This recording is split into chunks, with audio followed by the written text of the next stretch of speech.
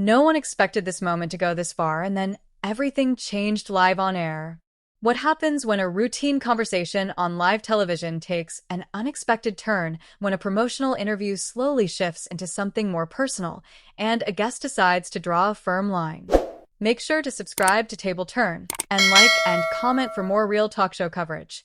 It started as a fairly typical morning segment on The View.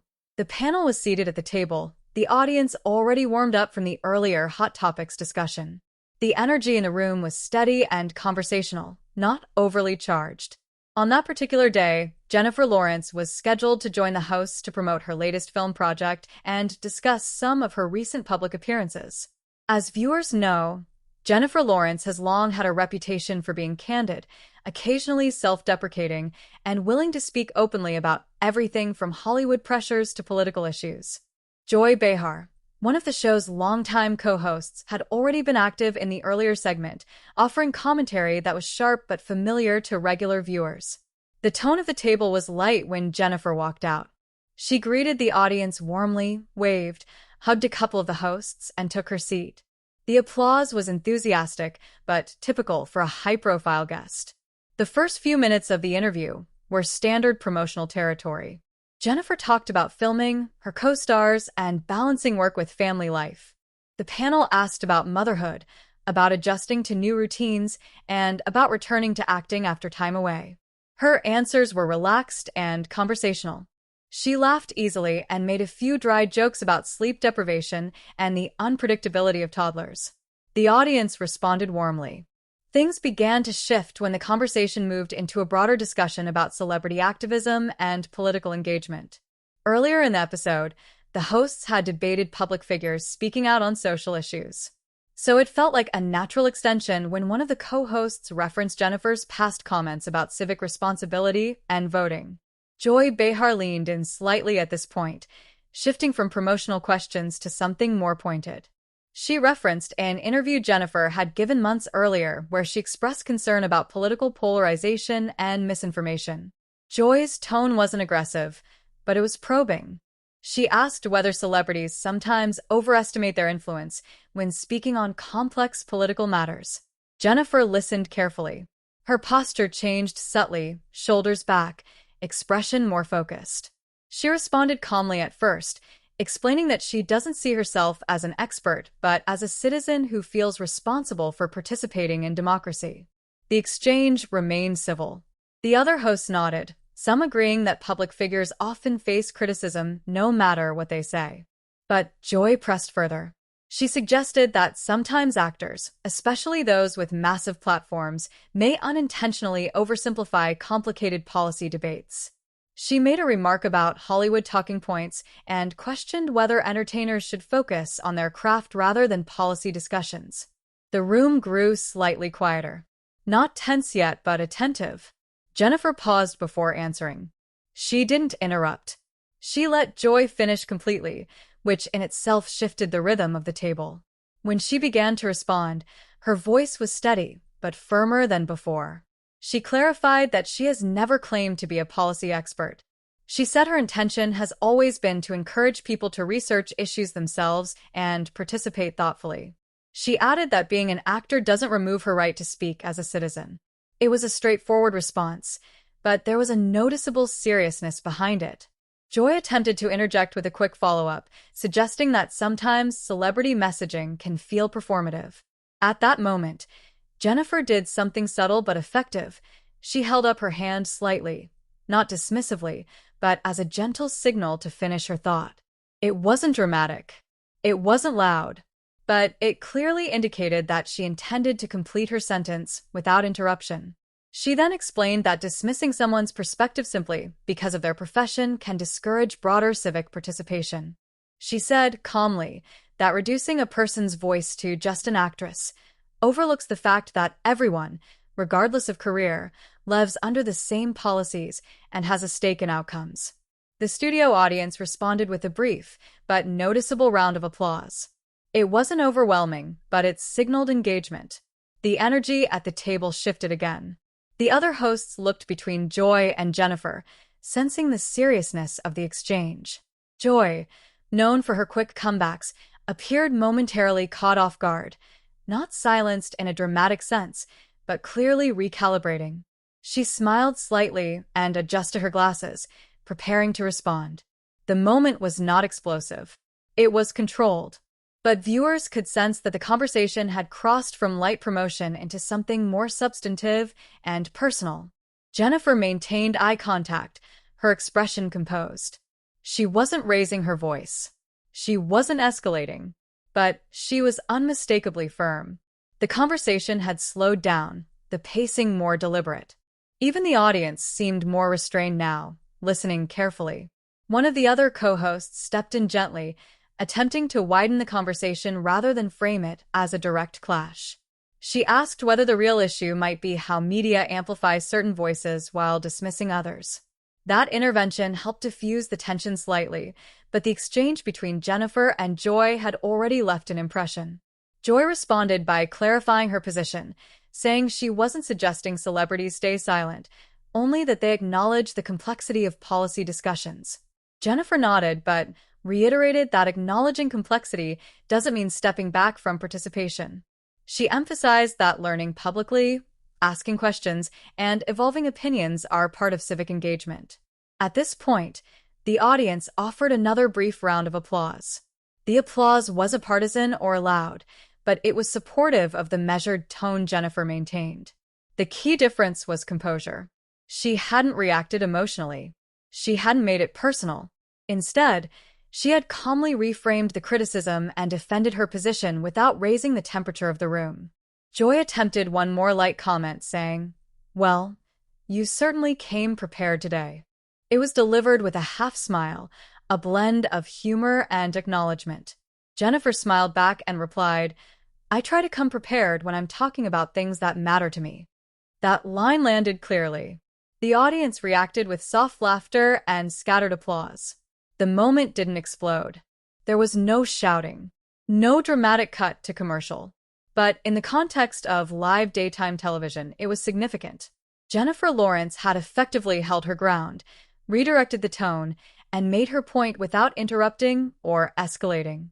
Joy, who is rarely at a loss for words, had found herself momentarily outpaced by Jennifer's steady composure. As the segment moved forward, the conversation transitioned back to her film project.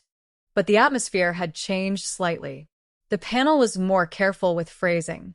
The questions were measured, and viewers watching at home could sense that they had just witnessed a genuine, unscripted moment where a guest politely but firmly pushed back against a host. What stood out most was not confrontation, but control. The way Jennifer chose to respond, pausing, finishing her thought, and grounding her argument in principle rather than personality, is what made the exchange feel impactful. And that was only the beginning of how the rest of the interview would unfold. As the conversation shifted back toward Jennifer Lawrence's film, there was a noticeable effort from the panel to steady the rhythm of the segment. The energy in the studio hadn't become hostile, but it had undeniably tightened. Viewers who were paying attention could feel it, that subtle recalibration that happens in live television when everyone at the table realizes a line has been tested. Jennifer answered a few lighter questions about working with her co-stars and navigating press tours. She joked about awkward red carpet moments and admitted she still gets nervous before premieres. The audience laughed comfortably. For a few minutes, it felt like the earlier tension might simply dissolve into the usual talk show flow. But The View is built on discussion, and the earlier exchange had opened a door that wasn't fully closed. One of the co-hosts brought up how actors often face criticism online for expressing political views. She asked Jennifer whether she feels pressure to stay quiet in order to avoid backlash. It was framed neutrally, but it circled back to the same theme. Jennifer leaned forward slightly in her chair. Her hands were folded loosely in her lap. She said she doesn't feel obligated to speak on every issue, but she does feel responsible to be honest when something genuinely concerns her. She emphasized that silence can also be interpreted as a statement, especially when someone has a large platform. Joy Behar, listening carefully, re-entered the discussion, but this time her tone was less confrontational and more analytical. She said that part of her earlier point was about expertise. She explained that in her view, the the public sometimes confuses popularity with authority, and that can muddy serious policy conversations. Jennifer nodded, allowing Joy to fully articulate her thought. There was no interruption this time. The pace was slower, almost cautious. It felt as though both women understood that the audience was listening more closely now. When Jennifer responded, she did something subtle that shifted the dynamic again. Instead of defending herself directly, she broadened the lens. She said that expertise absolutely matters. Scientists, economists, educators, and policy professionals deserve the loudest microphones when discussing technical issues. But she added that civic engagement isn't reserved only for experts. Her voice remained calm and steady. She explained that when she speaks publicly, she's often sharing resources, encouraging voter registration, or highlighting organizations already doing the work. She made it clear she doesn't see herself as leading policy debates, but rather participating in them as one citizen among millions. At that point, there was a slight pause at the table. Joy opened her mouth as if to respond, then hesitated. It wasn't a dramatic silence, but it was noticeable. Jennifer had framed her position in a way that acknowledged the concern without conceding her right to speak. It was measured, thoughtful, and difficult to dismiss outright. The studio audience reacted with a brief, respectful round of applause. It wasn't thunderous, but it reflected agreement with the balanced tone she was presenting. Joy then tried to clarify her earlier Hollywood talking points remark. She explained she wasn't accusing Jennifer personally, but rather criticizing the broader culture of celebrity messaging. Her voice was even, but there was an undercurrent of defensiveness, the natural instinct of a seasoned host who doesn't want her comment to be interpreted as dismissive. Jennifer responded carefully. She said she understood the concern about performative activism. She even agreed that it happens. But then she added, gently but firmly, that assuming insincerity without evidence can discourage meaningful engagement. She said people evolve, learn, and sometimes use their platforms imperfectly, but that imperfection doesn't negate intention. The way she said it mattered. There was no edge in her tone, no sarcasm, just a steady assertion. And for the first time in the segment, Joy did not immediately counter. Instead, there was a moment where the other co-hosts began to chime in. One pointed out that many viewers appreciate when public figures are transparent about what they do and don't know. Another mentioned that younger audiences often expect authenticity over perfection. The conversation became less of a back and forth and more of a roundtable. But the central shift had already occurred. Jennifer had successfully reframed the earlier critique from being about whether she should speak to how she chooses to speak responsibly. Joy leaned back slightly in her chair, adjusting her posture. She offered a small smile and said, "Fair enough." It wasn't an emphatic concession, but it was an acknowledgement. In daytime television terms, that brief acknowledgement signaled a cooling of the earlier friction. However, one more tense moment surfaced before the segment could fully settle. Another host referenced an online backlash Jennifer had faced after a previous interview, where some critics claimed she had oversimplified a particular issue. The question was whether public figures should apologize when they misstate something or simply move forward. Jennifer answered candidly. She said if she gets something wrong, she believes in correcting it. She doesn't think pride should override accountability. That answer seemed straightforward, until Joy interjected with a pointed observation. Joy suggested that sometimes apologies from celebrities feel strategic rather than sincere, timed around public pressure. It wasn't directed specifically at Jennifer, but it was close enough to raise eyebrows. This time, Jennifer didn't smile immediately. She took a breath. She looked directly at Joy and said, very calmly, that questioning someone's sincerity without knowing their internal process can be unfair. She added that public life is already scrutinized intensely, and assuming manipulation as the default motive creates a climate where authenticity becomes risky. The room quieted again. It wasn't loud. It wasn't dramatic. But it was firm. Jennifer continued, saying that she can't control how apologies are perceived, only whether they are honest. She made it clear that she would rather risk criticism than disengage entirely. That statement seemed to land heavily. Joy did not interrupt. Instead, she tilted her head slightly, considering the response. The audience broke into a longer round of applause than before, still controlled, but clearly supportive. For a few seconds, the pacing slowed noticeably. Live television has its own rhythm, and when a point resonates strongly, everyone feels it. Producers often allow that beat to breathe before steering forward. One of the co-hosts then shifted the conversation toward generational differences in activism, asking whether younger audiences demand a different level of transparency from celebrities. That pivot allowed both Jennifer and Joy to step back from direct opposition and contribute more broadly. Joy shared her perspective about how media cycles have changed since she began her career. Jennifer listened respectfully. There was no visible tension at that moment, only two public figures discussing how public expectations evolve. But what stood out from the earlier exchange was how Jennifer had handled each pushback. She hadn't spoken over Joy. She hadn't escalated emotionally. Instead, she used pauses strategically. She maintained steady eye contact. She answered directly, but without accusation. In doing so, she effectively controlled the tempo of the discussion.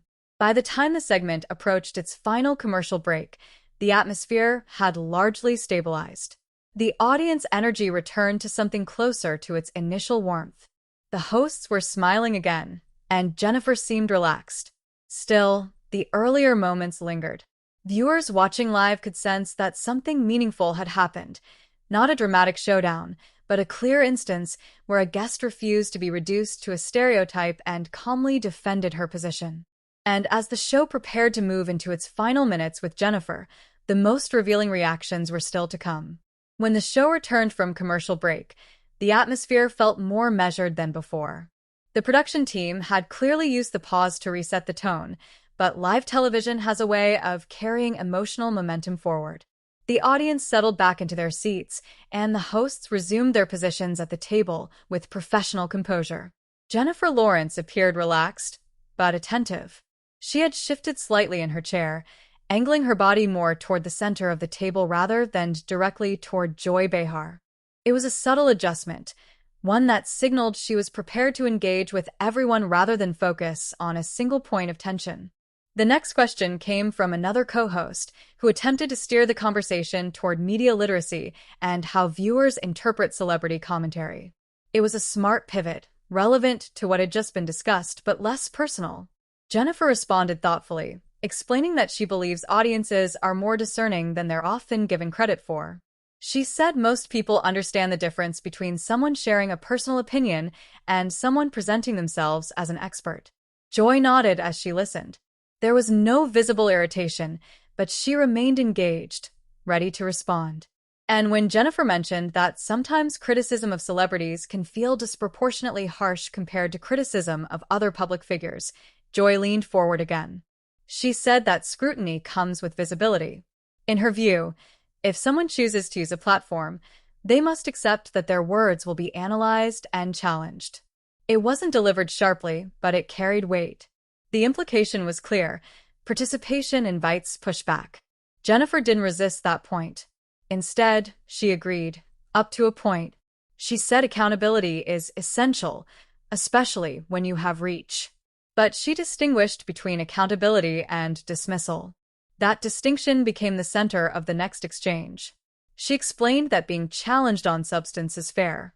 Being reduced to just an actress, however, shifts the conversation from ideas to identity. She didn't raise her voice. She didn't accuse Joy directly. But the reference to the earlier remark was unmistakable. The audience reacted with a low murmur, followed by a brief round of applause. It wasn't loud enough to derail the segment, but it underscored that viewers inside the studio were following the nuance closely. Joy responded by clarifying that her earlier phrase was meant to question cultural habits, not Jennifer personally. She said she respects Jennifer's intelligence and preparation. The tone softened slightly. There was even a small smile exchanged between them. But then something interesting happened. Instead of letting the clarification close the topic, Jennifer expanded it. She said that she appreciated the clarification and she understands the broader critique of celebrity culture. However, she added that when phrases like that are used on air, They can reinforce a hierarchy where some professions are treated as inherently more worthy of public voice than others. The way she articulated it was calm, but precise. She spoke slowly, choosing her words carefully. It wasn't offensive. It was analytical. She framed the issue not as a personal slight, but as a cultural pattern. Joy listened without interrupting. For perhaps the first time in the segment, she allowed a full, uninterrupted explanation. Her hands rested on the table. She maintained eye contact. The room felt still. Jennifer continued, saying that actors, teachers, nurses, comedians, everyone lives within the same civic structure. She said public conversation benefits from diverse voices, even when those voices are imperfect. She acknowledged that celebrities must be mindful not to drown out experts, but she resisted the idea that they should retreat entirely. When she finished, there was a longer pause than usual for daytime television. The audience responded with steady applause. It wasn't explosive, but it was sustained. That sustained reaction mattered. Joy leaned back slightly and gave a short nod. She admitted that Jennifer had made a fair point about how language can shape perception. It wasn't framed as an apology, but it was a recognition that the phrasing might have landed differently than intended. One of the other co-hosts took the opportunity to bridge the moment. She commented that this was exactly the kind of discussion The View aims to have, respectful disagreement without personal attacks. That line drew light laughter from the audience, easing the tension. Still, there was one final exchange that solidified the shift in tone. Joy posed a broader philosophical question. Does constant public commentary dilute the impact of genuine advocacy? She asked whether celebrities risk turning serious issues into trending topics that quickly fade. Jennifer paused longer this time before answering. She looked down briefly, then back up. She said she thinks that risk exists, but silence carries its own risks. She emphasized that progress often starts with awareness, even if that awareness begins in imperfect spaces. Then she added something that seemed to resonate strongly. She said that she would rather be criticized for trying than remain quiet out of fear of being dismissed. That statement drew one of the strongest audience reactions of the segment. Applause filled the studio, not overwhelming, but clearly affirming. Joy did not interrupt. Instead, she smiled slightly and said, "Well, that's a solid position." It was understated, but it marked a turning point. The earlier dynamic, where Joy appeared to be pressing and Jennifer responding, had evolved into something closer to mutual acknowledgement. The pacing of the conversation shifted again, becoming lighter. The final minutes moved back toward her film project and upcoming plans. There were jokes about set mishaps and anecdotes about working long hours. The laughter returned more naturally now. But even as the tone lightened, the earlier exchange lingered in the air. The audience had witnessed something that felt authentic, not staged, not explosive, but genuinely unscripted. What stood out most was not that Jennifer had won an argument. It was that she had redirected it. She maintained composure under pointed questioning. She resisted being boxed into a stereotype. And she did it without raising her voice or dismissing the host. Joy, for her part, demonstrated the adaptability that comes with years of live television experience. She pushed, clarified, and ultimately acknowledged nuance. The conversation never spiraled. It never crossed into hostility, but it did test boundaries. As the segment approached its closing moments, the hosts thanked Jennifer for joining them. There was another round of applause as she stood, waved, and exited the stage. The smiles were genuine. The handshakes were cordial. From a viewer's perspective, what had unfolded was a textbook example of how tension can surface organically in a live talk show environment, and how it can be managed without spectacle. Yet the real impact of the exchange would become clearer after the broadcast ended, when audiences at home and online began reacting to what they had just seen. As Jennifer Lawrence walked off the stage to sustained applause, the energy in the studio felt steady but reflective. It wasn't the kind of segment that ends with roaring laughter or a dramatic send-off. Instead, it closed with a sense that viewers had witnessed something thoughtful and unscripted, a genuine exchange that unfolded in real time. The hosts regrouped at the table as the applause tapered off. One of them made a light remark about how The View always delivers spirited conversations, which drew a soft laugh from the audience. Joy Behar smiled and adjusted her notes, offering a brief comment about appreciating guests who come ready to engage. It wasn't framed as a correction or concession, just a professional acknowledgement that the discussion had been substantive. The show moved into its next segment without further reference to the earlier tension. That's often how live daytime television works. Moments happen, they're processed quickly, and the broadcast continues. But inside the studio, there was still a noticeable attentiveness among the audience members. They had leaned in during that exchange, and that kind of engagement doesn't simply vanish when the cameras shift. By the time the episode ended and the credits rolled, viewers at home had already begun reacting. Clips from the exchange started circulating online within minutes. Social media platforms filled with short excerpts of Jennifer's calm responses, especially the moment when she raised her hand gently to finish her thought, and later when she said she would rather be criticized for trying than remain quiet. What resonated most with many viewers wasn't a dramatic silencing, but the composure she maintained. Online discussions highlighted how she didn't interrupt, didn't escalate, and didn't personalize the disagreement. Instead, she reframed the conversation and stayed focused on principle. Many commenters described her tone as measured and articulate, noting that she seemed prepared for thoughtful pushback rather than surprised by it. At the same time, there were viewers who defended Joy Behar's line of questioning. Some argued that part of The View's purpose is to challenge guests, not simply agree with them. They pointed out that Joy's role on the panel has always involved pressing for clarity and probing public statements. In that sense, the exchange was seen by some as exactly what daytime discussion shows are meant to facilitate: respectful friction that reveals deeper perspectives.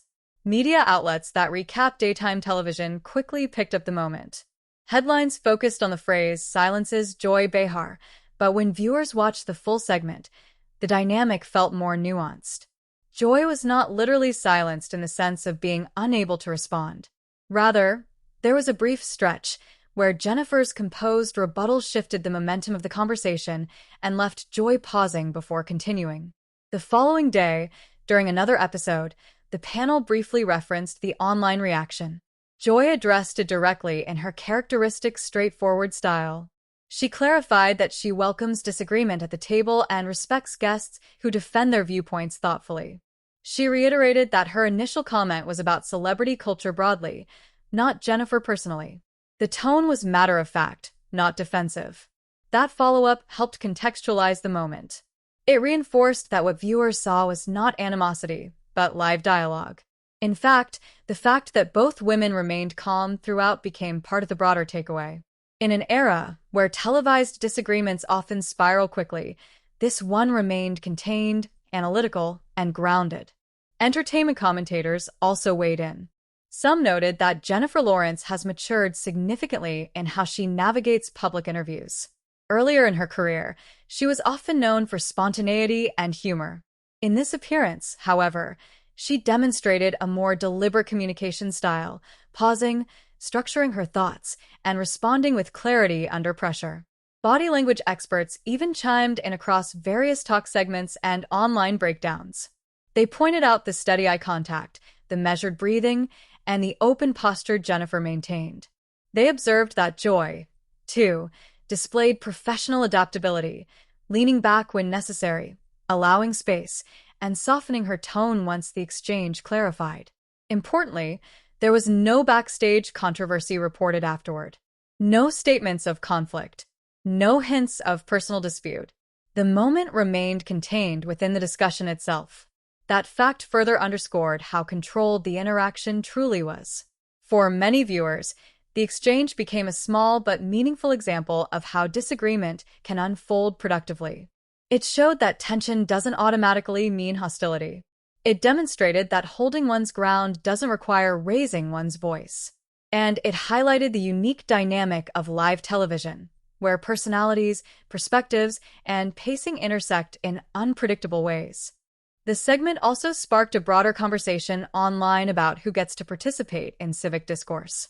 Jennifer's emphasis on shared citizenship resonated with audiences who feel that professional labels shouldn't define the boundaries of public engagement.